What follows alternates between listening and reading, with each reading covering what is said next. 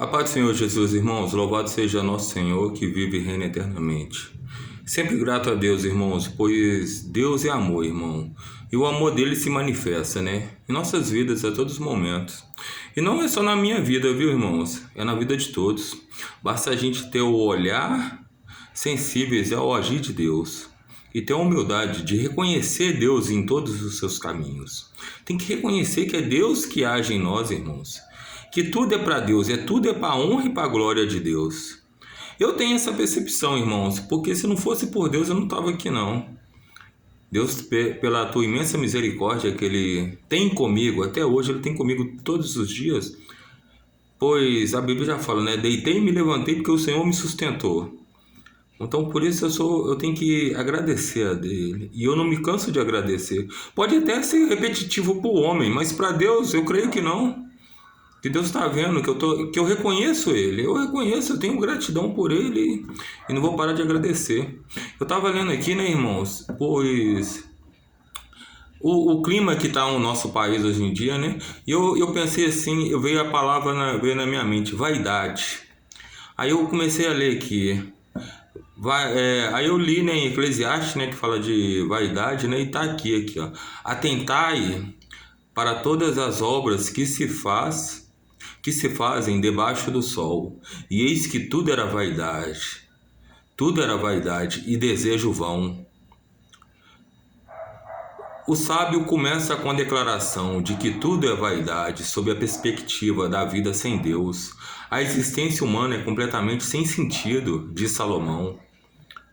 O Antigo Testamento nos apresenta dois homens extraordinários. Eu falo, irmãos, quando falo assim, né, a questão da vaidade, né, e fala, né, que atentai para todas as obras que faz debaixo do sol, assim, que faz aqui na terra, né, irmãos, e fala que o homem, na sua vaidade, o homem, ele perde a humildade, ele perde toda a humildade, ele não consegue reconhecer um erro que está perante ele, tá a um palmo, assim, ó.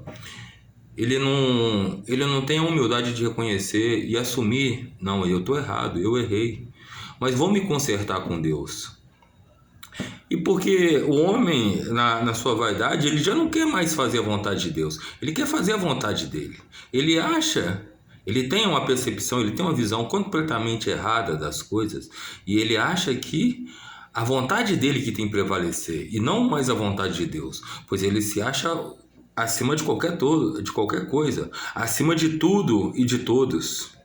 Então a vontade dele tem que prevalecer e a vontade dele é a certa. Mas Deus, a gente tem que entender, né, que a Bíblia, tudo isso que eu falo é o que está na Bíblia, irmão. Os olhos do Senhor estão em todo lugar. Os olhos do Senhor estão contemplando os bons e os maus, o certo e o errado, o bom e o mal. E a Bíblia já relata, né, que naquele grande dia todos nós vamos ter que comparecer perante Deus, perante um grande tribunal. E tudo que a gente fez aqui vai ser julgado por Deus. Mas graças a Deus a gente tem um justo, a gente tem Jesus Cristo como nosso advogado. Que naquele grande dia ele vai interceder. A palavra já fala que ele está aí para interceder por nós, irmãos. Mas João Batista já pregava, né? Arrependei-vos, pois é chegado o reino do céu. O reino do céu se encontra dentro de nós, irmão. A gente tem que se arrepender a cada dia. A gente tem que ter a humildade. A palavra fala que cabe ao homem examinar-se a si mesmo. A gente tem que olhar para nós, para as nossas atitudes, para o que a gente fala e ver se está de acordo com a lei de Deus. A gente tem, antes de fazer qualquer coisa, a gente tem que apresentar. A Bíblia fala que nós devemos apresentar os nossos projetos a Deus.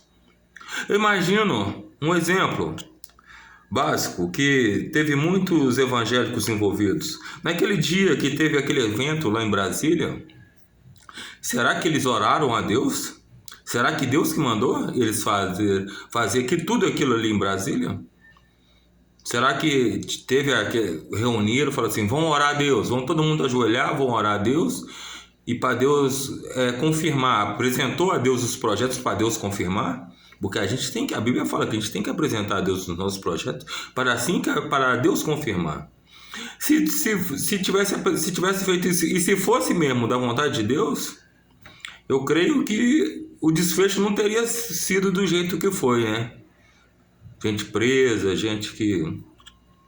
E muitos eu vi questionando. Chegou até a questionar Deus. Deus, você não me ouviu? Teve pessoas falando assim, eu fiz tantos jejuns, tantas orações, e você não me ouviu? Ai, Deus ouve todo mundo, irmãos. Deus ouve todo mundo, mas Deus sabe o que é melhor. Você acha que Deus vai mudar a vontade dele? A vontade de Deus é boa, perfeita e agradável. E a sua vontade estava julgando só os seus próprios interesses. Era uma oração totalmente egoísta. Era buscando próprios interesses. Vaidade, era tudo vaidade. No final de contas é tudo vaidade, irmão. Eu só quero o que é bom para mim. Não quero saber do meu irmão, não quero saber do resto. Eu quero o que é bom para um certo grupo. O resto, que se lasque. Pode falar assim. Eu vi hoje um vídeo de um conhecido aí da Bíblia, um conhecido da internet falando que só é cristão quem vota no candidato que ele apoia.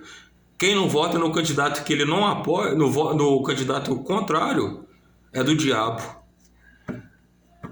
Rapaz, eu parei assim, eu falei, rapaz, a partir do momento que a